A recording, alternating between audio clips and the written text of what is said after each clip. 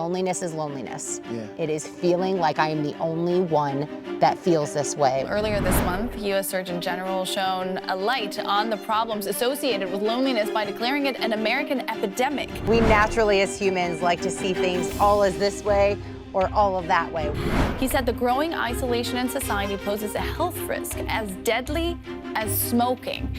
Because everybody is living their life through the experience of a screen. We now know that loneliness is a common feeling that many people experience. It's like hunger or thirst. You have the distraction of let me just scroll through this and in 2 seconds I can be on to the next thing, because you are so much stronger and more capable than that. What's going on, guys? Welcome back, YouTube family. I'm so excited to have you guys here for another episode. This episode means so much to me, guys. From deep down below, I decided to connect with a friend of mine who is a mindset coach in person of Coach JAYME. Her information is going to be down below in the description. About loneliness. America right now is in an epidemic of loneliness, guys. And I think it's very important for us to talk about. Now, what you're about to watch is not really an interview. It's more of a discussion. It's more of minds rubbing together to tackle an issue that is common in our society. I have experienced loneliness in my life. I'm still having moments where I feel lonely, and I do touch on that during the conversation that I had with Coach JAYME. So in this specific episode, we're gonna touch on loneliness professionally. That is your career. If you're starting a business, if you're starting a podcast, if you're starting anything professionally, you might feel lonely at some points. Of course, we're going to talk about relationships before and after. We're going to talk about single parents. Today, although the world is super connected to make us one small village, people are the loneliest they've ever been in the history of the world. So, without any further ado, I'm going to let you go on to this side. Many vulnerable moments are in this clip,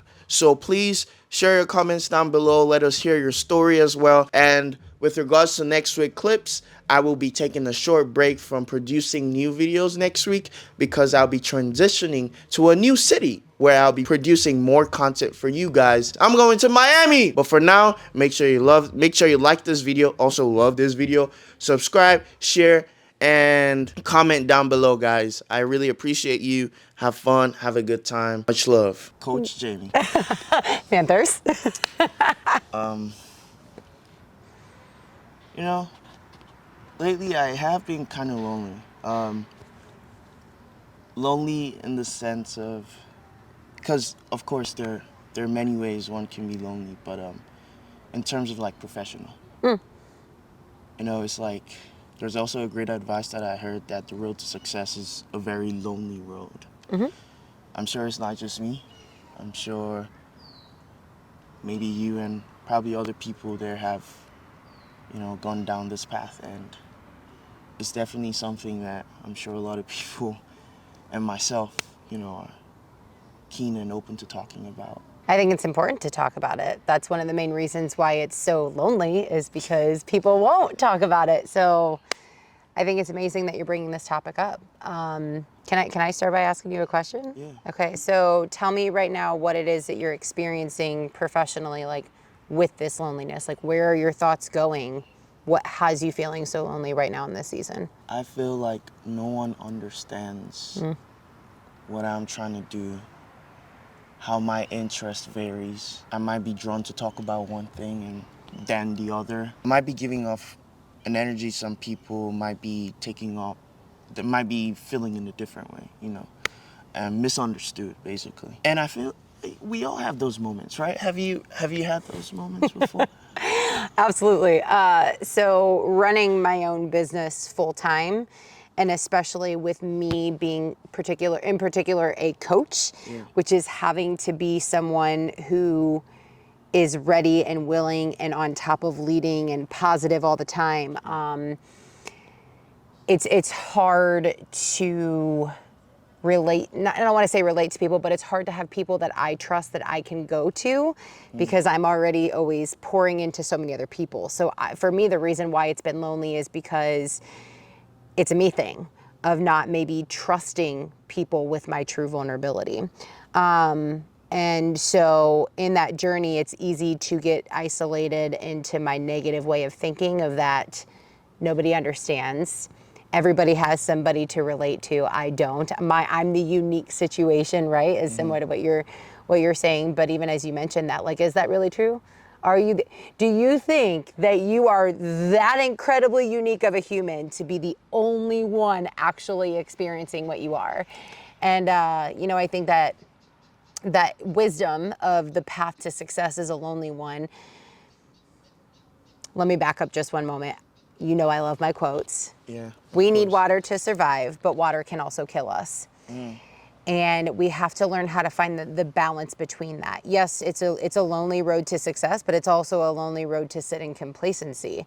It just means that maybe there's going to be seasons where you have to embrace being alone and not maybe having people who are meant to be in that part of your journey with you, because that's your grooming period. That's your pruning process of you discovering what it is that you actually need. Because you're like, what you even just said, and I don't mean to go Coach JAYME mode on you. No, you're good. But this is cool to get to do. You're like, I feel like I'm gonna give off the wrong energy to the wrong person. Yeah. Okay, to some people you might. But to some other people, they may be so concerned with their own journey that they're feeling loneliness in that they're not even recognizing what energy you're giving off. And so it's pruning you, because in that season of isolation where you're feeling alone, yes, it sucks. But if you embrace it, because it's like, what am I learning about myself that maybe has changed from who I was a year ago and what I'm wanting now compared to what I wanted then? Yeah. Let me ask you this, though. Of course. Have you ever found strength in isolation? Some people see, being vulnerable and opening up to people as, you got to hold yourself, to a certain standard, be strong, you got this. But have you actually felt some level of isolation as empowering? Yes. So full transparency. I have never been married, no kids. I'm 32 years old, and I have spent a lot of time alone. I've lived alone for 10 years. I'm a very extroverted person, but when I have my moment where my social battery is tapped, like, I love sitting by myself. It took a very long time. It took me having to embrace the suckiness of being alone, because I relied so heavily of the distraction of other people and conversation and interaction to run from my own demons, that I hated being alone before. So I had to grow through that experience to learn to love that time of being alone. However, again, we need water to survive, and water can also kill us. There does reach a point when it starts to take a turn and it gets dark. I just went through that at the end of last year, where literally, like, I got in my own head where I'm like, dude, I live alone. I'm 32 years old. I was in an absolute hell of an experience where I started to believe a lot of really, really dark thoughts. I didn't matter. Nobody cared if I was here. I wasn't making as big of a difference as what I really thought that I was doing. Everybody else has all of their people to care about in their lives. I'm just somebody that happens to have a lot of energy that they appreciate in the moment. But past that, I'm an afterthought. And that cycled and got darker and darker and darker. And I had like a 3 to 4 day period where I didn't respond to people who texted me. And that was my cry for help. I expected somebody to be like, why didn't you answer my text? Are you okay? And call me, and nobody did. And finally, after 4 days, it took me, I had to be the one to do it, nobody else.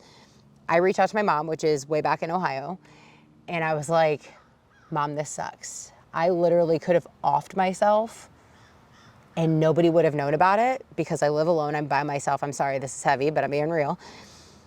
And probably the only reason why somebody would have finally found out was because a neighbor would have noticed a stench of my decaying body or my dog's fecal matter, but not because anybody gave a shit.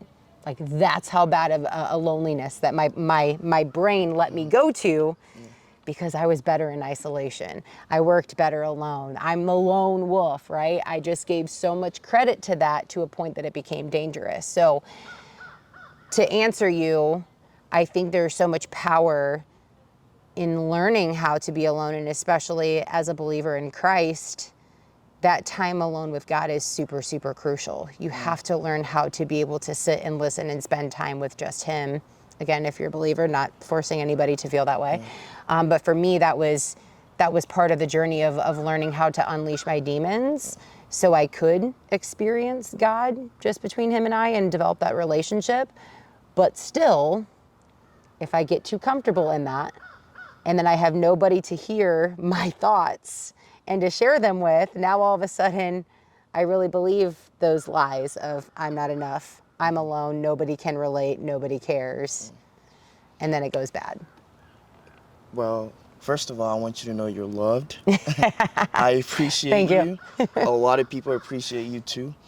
But before I jump into your podcast that you have on Spotify, you recently did an episode, single white woman. Single white female. Oh, white female, excuse me. Yes, single white female. I thought that was very interesting, guys. And I'm going to put the link down below. So make sure you just go listen to that right after this one.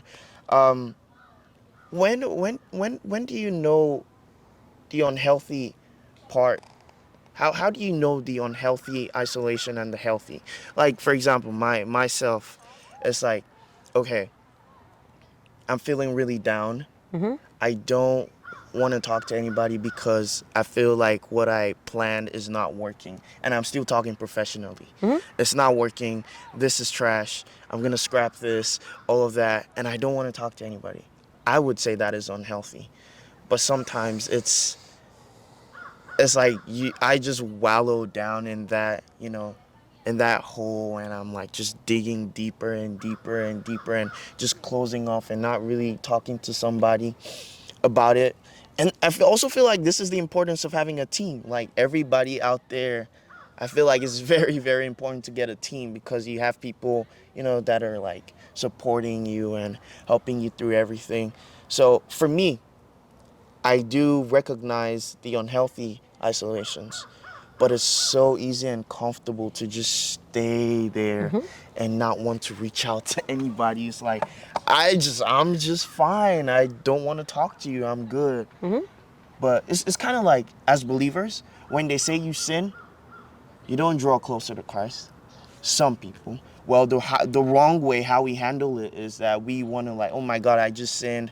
I don't think I should go to church anymore. I can't go to church today. Therefore, I'm just going to do whatever I want to do because God is angry with me anyway. But we should actually do it in reverse. We should draw closer to Christ when we sin and when we do things, we know Christ wouldn't approve of. So for you, like, how do you see the healthy and unhealthy?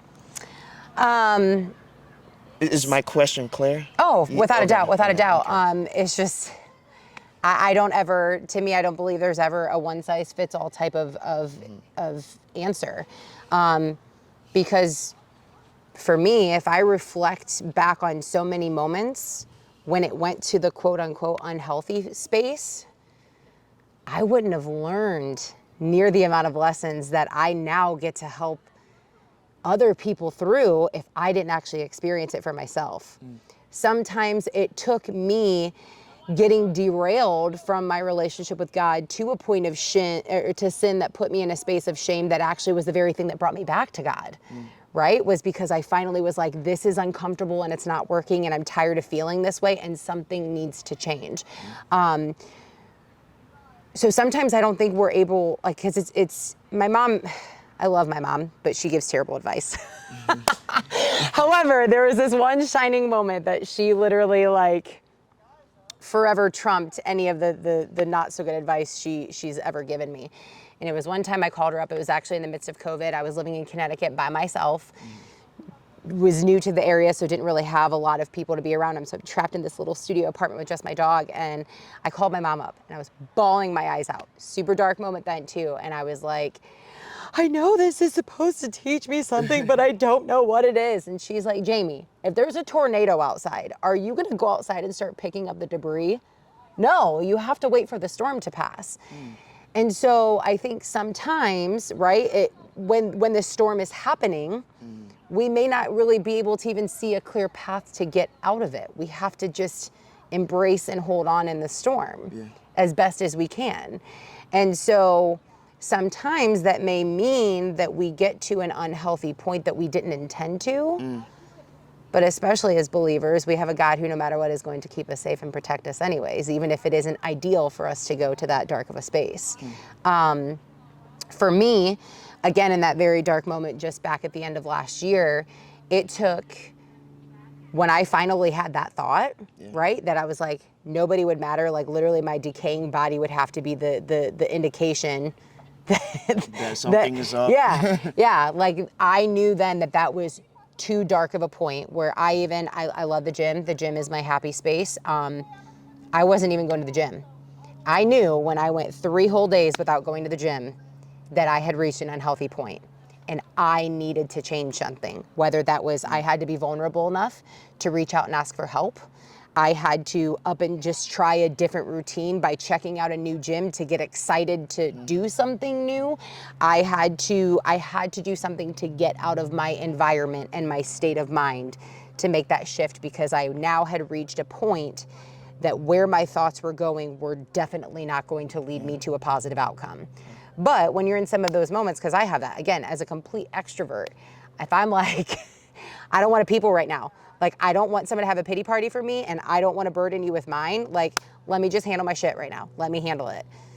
And then even some of those times I don't necessarily handle it and then I start to kind of spiral.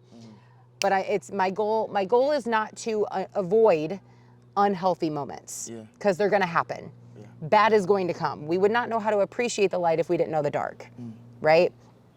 And so for me, I just always strive to have resilience, that in those moments that I go to that space, I want to try to be able to get better at bouncing out of it quicker than it does keep me down. As a man, you are tempted to want to keep to yourself, or else you might be seen as weak and undesirable to, let's say, women of your dreams or women you like to be with.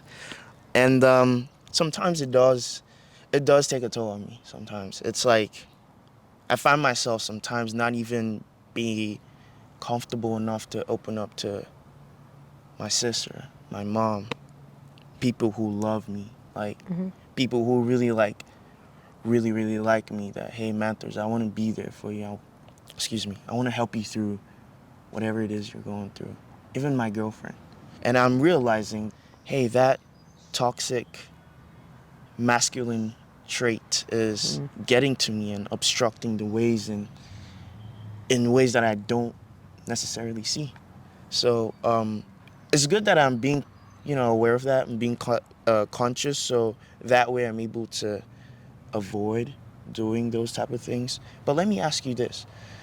In terms of people that come to you, I know you're a mindset coach, and it's a really beautiful job she's doing, guys. You have to check her out. Her links, description, everything is down below, so please check her out.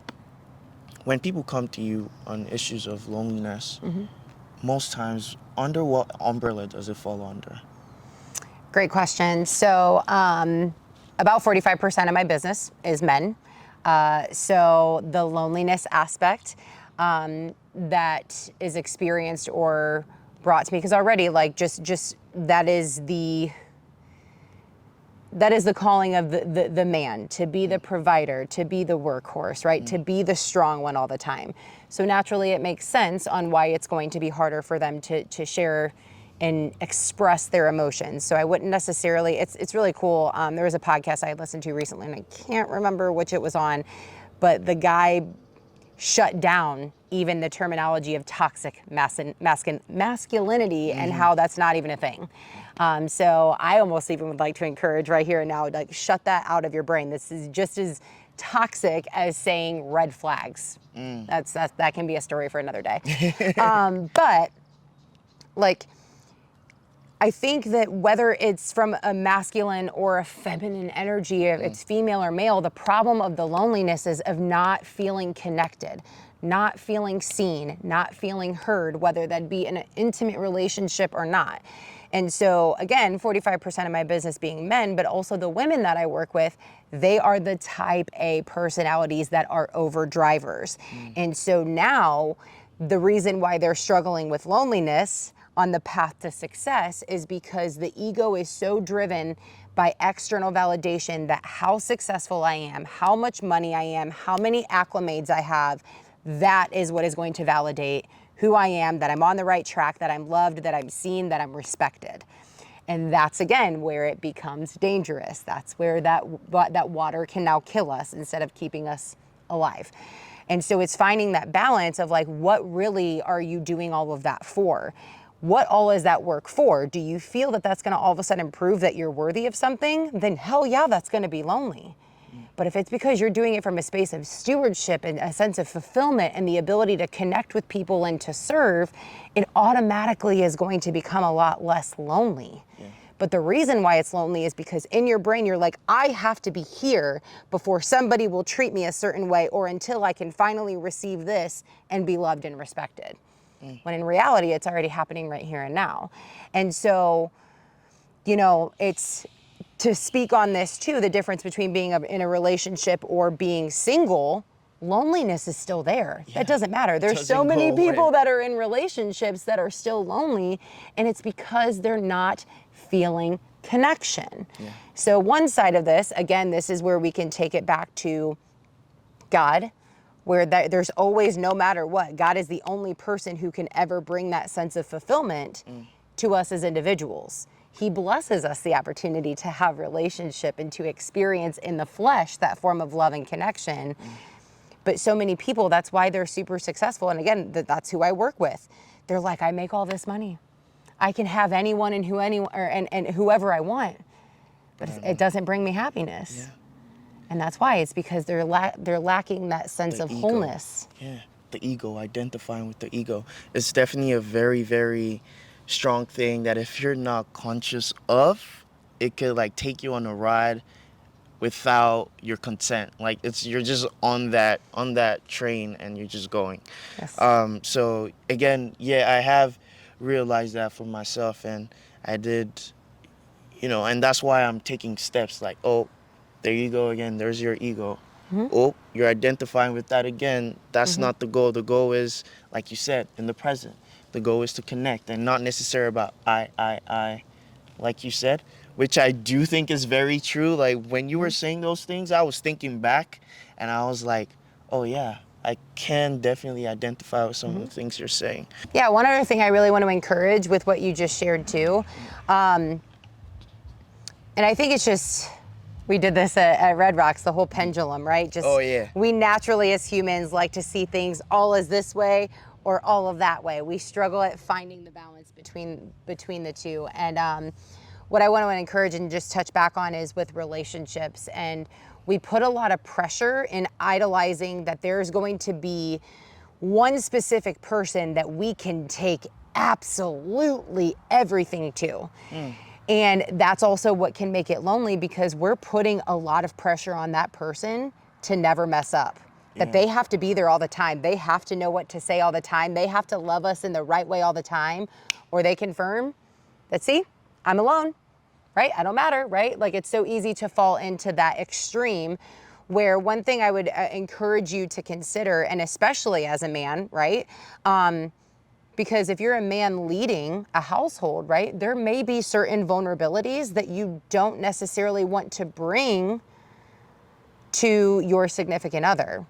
And I don't want to give false advice here that means that you never can do that, but maybe in certain situations, that's why it's important to have a brotherhood and to have other men that you can share some of these vulnerabilities with, where you can take that to them. Or the advice or the love and encouragement you're going to get from your mom is different than what you're going to get from your sister, which is different from what you're going to get from a pastor, which is different what you could get from a coach, from a business mentor, from a business partner, from a friend, right? Or your significant other. And so it's knowing who and how you can go to the right people with your vulnerability, right? As I mentioned, where I got stuck in loneliness was because I wasn't willing to trust just anyone with my vulnerability, which is like in the sense of the loneliness that I'm facing.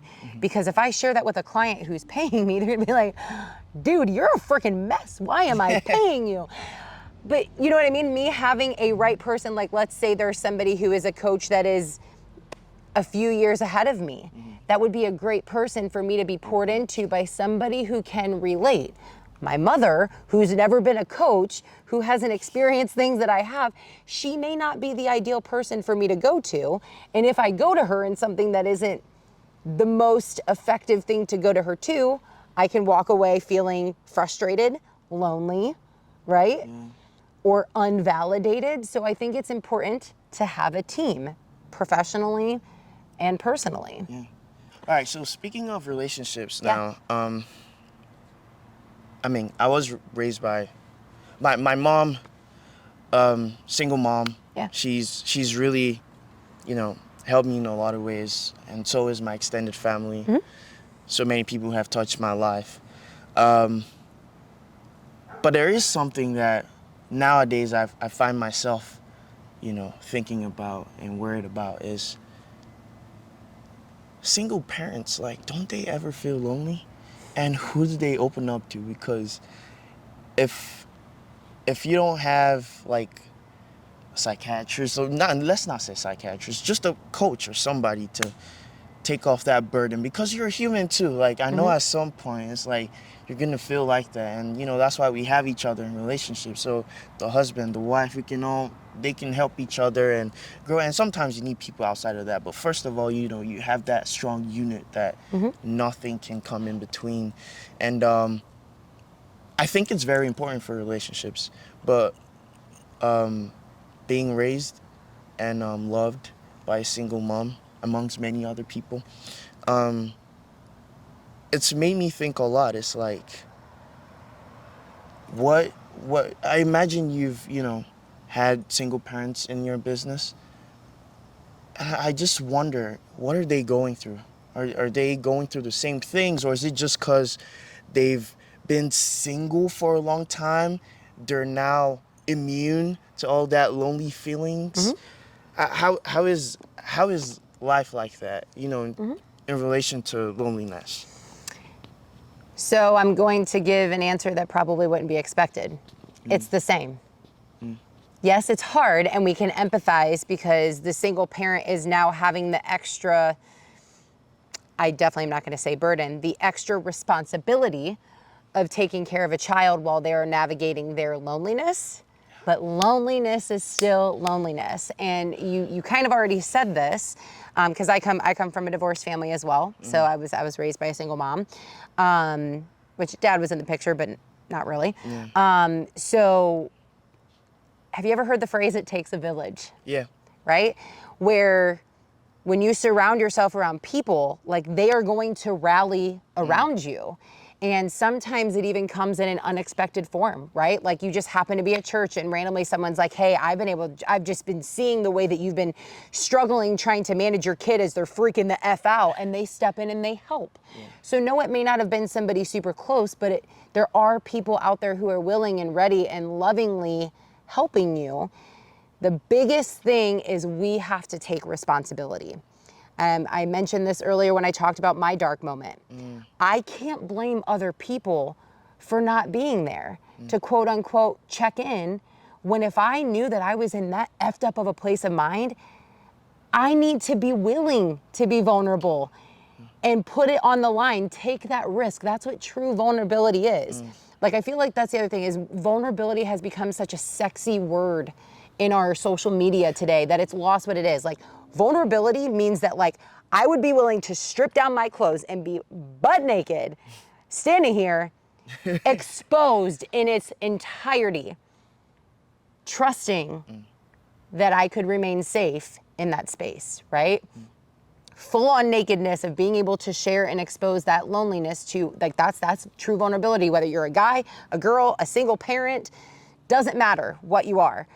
You just have to be willing to ask for help. And I do have a podcast episode as well that talks about that, because a lot of people that I work with, I call them the strong friends, and it walks through, it navigates in that episode how somebody needs to communicate with the strong friend, but I also give tips on how the strong friend needs to stop with their pride and their ego and expecting everybody to just know that, oh, the sky is falling down, I need to step in. We have to be willing to express it too. So, long answer, but quite literally, the loneliness isn't any difference. We try to isolate ourselves by thinking that our situation is the exception to the rule. Loneliness is loneliness. It is feeling like I am the only one that feels this way, when that is in fact a lie. Again, my heart is with you single parents out there and everybody else that's feeling lonely. You guys are powerful. You guys are strong. I love and I'm thinking about you guys constantly. And I'm it matters, praying. and you are seen and you are heard. But I Yeah. also want to take that lie from you, that what you're doing, you truly are all alone in, because that's in fact a lie. There are so many people in this world who are out there ready and willing to help if you will just let them. The other thing I wanted to say that I wanted to mention, you just mentioned it right now. I think it's very, very interesting. Reports show that although now is the time that the world is a small village, we're the loneliest that we have ever been in the history of the world. Why is that? Because everybody is living their life through the experience of a screen. Nobody actually is trying to make connection anymore. We have the distraction of, let me just scroll through this, and in 2 seconds I can be on to the next thing, and then I can be worried about this, and this. And we also live in a culture right now that I need to speak my truth. I need to worry about me and my own. Do you hear how those are already lonely, forming thoughts? And you It's want me, my truth, I win, I'm concerned with me, I need to be selfish. We're disconnecting ourselves. We're acting like all of a sudden it's a bad thing to serve others, because that's a red flag now if somebody isn't independent enough to hang around because they need something.